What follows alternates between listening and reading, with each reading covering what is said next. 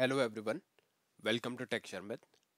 आज के सेशन में हम कोबोल से रिलेटेड एक और टॉपिक कवर करेंगे, जिसमें हम देखेंगे कि किस तरह से हम सब्ट्रैक्ट स्टेटमेंट को यूज कर सकते हैं अपने ऑपरेशन सब्ट्रैक्शन ऑपरेशन परफॉर्म करने के लिए मल्टीपल वैल्यूज के साथ।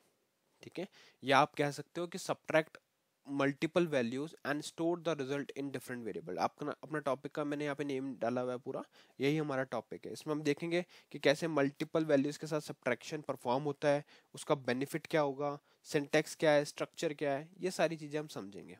ठीक है, सब्ट्रैक्शन बहुत ही सिंपल टॉपिक है ना, अपन एडिशन सब्ट्रैक्शन ये इजीली कर सकते हैं, but the main thing is कि आपको सिनेरियोज का आइडिया होना चाहिए। होता क्या है, हमारे को टॉपिक इजी लगता है इसलिए हम उसको प्रैक्टिस नहीं करते, बट जब किसी प्रोजेक्ट में वो चीज़ अटकती है तो उस टाइम पे हमें ये नहीं पता होता कि वो पॉसिबिलिटी भी थी, उसको यूज़ करके भी हम इसको इम्प्लीमेंट कर सकते थे। तो इसलिए एक एक टॉपिक को समझना बहुत इंपॉर्टेंट है। तो इस सेशन में हम क्या करेंगे, इस सेशन में मैं पहले आपको ये प्रोग्राम से वॉक थ्रू करवाऊंगा, एक एक लाइन को समझाऊंगा कि क्या इसमें हो रहा है। जब वो चीज़ क्लियर हो जाएगी फिर हम देखेंगे कि कैसे उसकी हेल्प से हमें आउटपुट मिल रहा है। ठीक है, तो ये अपना फ्लो रहेगा। बट सेशन शुरू करने से पहले मैं एक चीज़ रिकमेंड करूंगा कि अगर अभी तक आप लोगों ने पहले वाले सेशंस नहीं देखे हैं तो पहले आप उनको देख सकते हो, क्योंकि ये जो सारे सेशंस हैं ये एक प्रॉपर सीक्वेंस और सिंक के अंदर है। तो अगर आप इनको सिक्वेंशियली ही फॉलो करोगे तो आपके लिए ज़्यादा ईजी रहेगा ये करना। ठीक है, तो आई थिंक अब हम स्टार्ट कर सकते हैं अपने सेशन को। यहाँ पे मैंने ऑलरेडी एक प्रोग्राम बनाया हुआ है टेस्ट PGM1 नेम से, तो इसको वॉक थ्रू करेंगे। तो यहाँ पे मैं एडिट मोड में इस प्रोग्राम को ओपन कर रहा हूँ। तो यहाँ पे अगर आप देखो तो क्या लिखा हुआ है, सबसे पहले हमने लिखा हुआ है आइडेंटिफिकेशन डिवीजन ब्लॉक। क्या होता है आइडेंटिफिकेशन डिवीजन? जब भी आपको प्रोग्राम आइडेंटिटी रिलेटेड कोई इन्फॉर्मेशन स्टोर करनी होती है तो वो कहाँ पे स्टोर होती है, प्रोग्राम आइडेंटिफिकेशन डिवीजन में। ठीक है, तो यहाँ अगर आप देखोगे तो प्रोग्राम आईडी मेंशन है, प्रोग्राम आईडी में हमने क्या डाला हुआ है, प्रोग्राम का नेम। ठीक है, प्रोग्राम आईडी डिनोट कर रहा है प्रोग्राम का नेम, ऑथर डिनोट कर रहा है ऑथर का नेम। ठीक है, ये दोनों इन्फॉर्मेशन आ गई हमारी जो कहीं ना कहीं रिलेट कर रही है प्रोग्राम की आइडेंटिटी से। वैसे ही अगर आपके पास और भी ऐसी इन्फॉर्मेशन है जो प्रोग्राम आइडेंटिटी को डिनोट करे तो वो आप रखोगे कहाँ पे, आइडेंटिफिकेशन डिवीजन के अंदर। इसके बाद में हमारे पास आते हैं कमेंट्स। कमेंट मैंने जस्ट एक टॉपिक को एक बॉक्स लाइक स्ट्रक्चर में शो करने के लिए मैंने कमेंट डिक्लेयर किए हुए हैं यहाँ पे। कमेंट डिक्लेयर करना बहुत सिंपल है, आपको क्या करना है, फर्स्ट पोजीशन से काउंट करना है। तो 1 2 3 4 5 6 7। ठीक है, ये आ गई हमारी 7th पोजीशन। तो 7th पोजीशन पे आप जब एस्ट्रिक को प्लेस करोगे, इस स्टार को यहाँ पे प्लेस करोगे, उसके बाद में जो भी लाइन आप लिखोगे वो एज ए कमेंट ही कंसिडर होगी। ठीक है, तो यहाँ पे अगर आप देखो तो हमारे पास एस्ट्रिक के बाद में काफ़ी सारी लाइन हमने लिखी है एक बॉक्स लाइक स्ट्रक्चर बनाने के लिए। ये बाकी एस्ट्रिक लगाना इतना इंपॉर्टेंट नहीं है, जस्ट आपको यहाँ एस्ट्रिक रखना है, उसके बाद आप कुछ भी लिखोगे वो कमेंट ही कंसिडर होगा। बट मैंने एक बॉक्स लाइक स्ट्रक्चर देने के लिए इसको ऐसे लिखा है।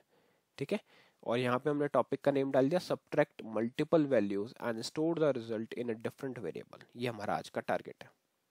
ठीक है, उसी तरह से लाइन नंबर 6 7 ये पूरा कमेंटेड है, और जैसे ही कमेंट लाइन कंप्लीट होता है फिर हमने डेटा डिवीजन को स्टार्ट किया। वन मोर थिंग, अगर आपके कमेंट लाइन व्हाइट कलर में शो नहीं हो रहे हैं तो कोई प्रॉब्लम नहीं है। इसके लिए मैंने कुछ एडिशनल सेटिंग्स अप्लाई किए हुए हैं, इसलिए मेरा कमेंट्स जो है वो इस तरह से शो हो रहा है।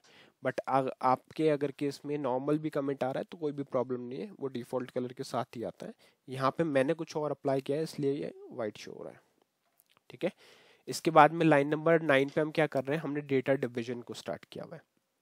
क्या करता है डेटा डिवीजन, डेटा डिवीजन के बाद में जो भी आप सेक्शन डिफाइन करते हो, जैसे वर्किंग स्टोरेज सेक्शन डिफाइन करते हो, उसको हम क्या डिक्लेयर उस वर्किंग स्टोरेज सेक्शन के अंदर हम उन सभी वेरिएबल्स को डिक्लेयर करते हैं जो वेरिएबल हम प्रोग्राम के अंदर यूज करने वाले हैं। ठीक है, तो अगर आप यहाँ पे देखोगे हमने वो सारे वेरिएबल यहाँ पे यूज करे हुए हैं जो डिक्लेयर किए हुए जो हम यूज करेंगे। तो अभी लाइन बाय लाइन समझते हैं कि कैसे वेरिएबल्स डिक्लेयर हो रहे हैं।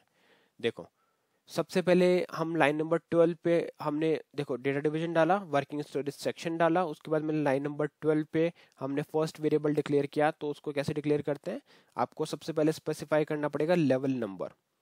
तो यहाँ पे लेवल नंबर हमने स्पेसिफाई किया 01, जो क्या डिनोट करता है, हायर डेटा हायरार्की को। ये आ गया अपना हायर डेटा हायरार्की। फिर हमारे पास डेटा नेम और अब वेरिएबल नेम।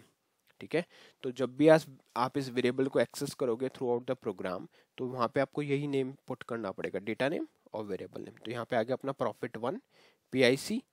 PIC क्या डिनोट करता है, पिक्चर क्लॉज को, और 9 और 4 डिनोट करता है न्यूमेरिक 4 डिजिट को। ठीक है, तो ये हमने डिफाइन कर दिया इसका डेटा टाइप और लेंथ।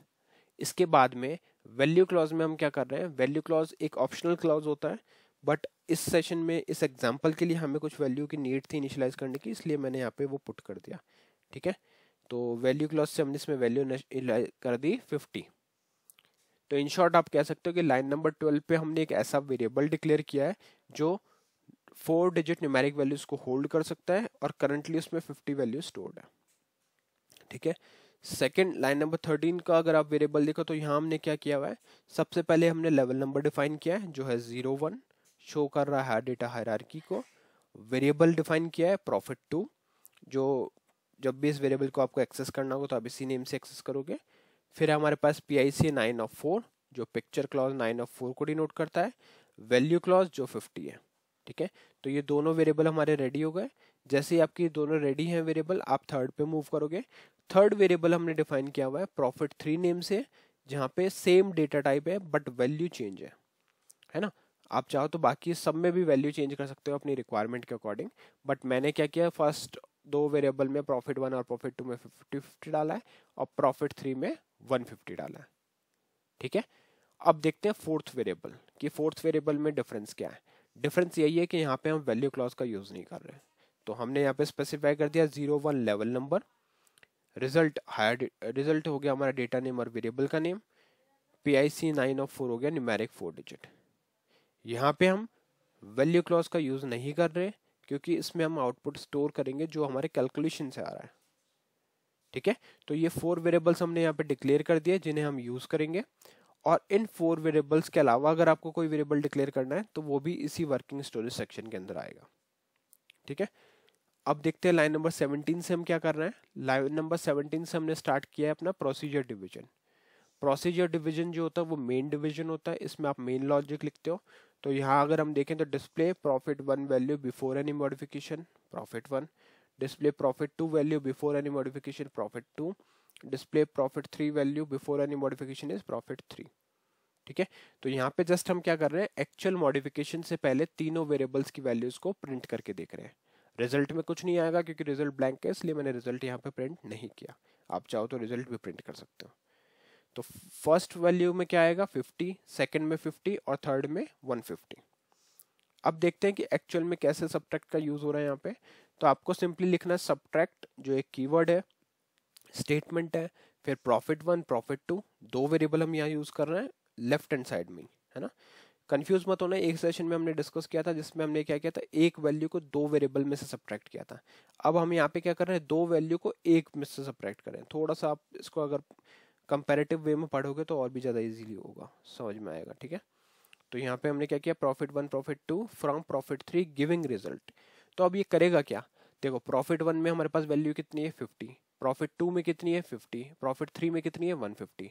तो पहले तो प्रॉफिट 1 को सब्ट्रैक्ट करेगा प्रॉफिट 3 से, तो 150 माइनस 50 हो गया 100। फिर प्रॉफिट 2 को माइनस करेगा तो 100 हो गया था, तो 100 माइनस 50 हो गया 50। तो ओवरऑल जो हमारा आउटपुट आएगा वो क्या आएगा 50 एज अ रिजल्ट। फिर हम उसको डिस्प्ले करवा रहे हैं तो display result value after subtraction, और यहाँ पे आ जाएगा रिजल्ट वेरिएबल। ठीक है, लास्ट में हम स्टॉप रन यूज कर रहे हैं प्रोग्राम को टर्मिनेट करने के लिए। ठीक है, तो आई थिंक अभी अपना फ्लो बिल्कुल क्लियर है। तो अभी अपन आउटपुट देखते हैं। सेव किया मैंने इसको, फाइल से सेव और एग्जिट किया। 14 से इसको, एक मिनट में बैक करता हूँ, 14 से इसको करेंगे कंपाइल और फिर इसको करेंगे call. Okay, something is wrong, फिर से कंपाइल करेंगे।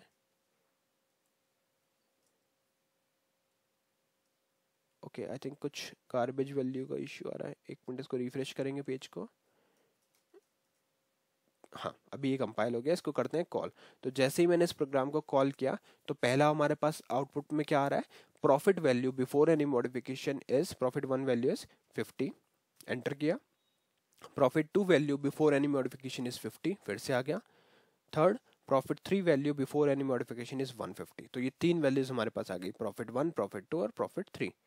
एंटर किया, एंटर करने के बाद में आपको रिजल्ट वेरिएबल में आउटपुट क्या मिला, वैल्यू आफ्टर सब्ट्रैक्शन इज 50। ठीक है, तो अब इस चीज़ का कैलकुलेशन मैंने आपको पहले ही बता दिया था कि 50 माइनस होगा पहले 150 से तो 100 आएगा, फिर प्रॉफिट 2 माइनस होगा मतलब फिर से 50 होगा तो 100 माइनस 50 हो जाएगा 50। ये ध्यान रखना है कि जो पहले मॉडिफिकेशन से आउटपुट चेंज हुआ वो उसके बाद वाला उसको वैसे ही कंसिडर करेगा। ठीक है, तो इस तरह से आप सब्ट्रैक्ट स्टेटमेंट मल्टीपल वैल्यूज के साथ में यूज कर सकते हो। आई होप ये सेशन आपको क्लियर हुआ होगा। नेक्स्ट सेशन में बाकी टॉपिक डिस्कस करेंगे। So thank you for watching tech share method.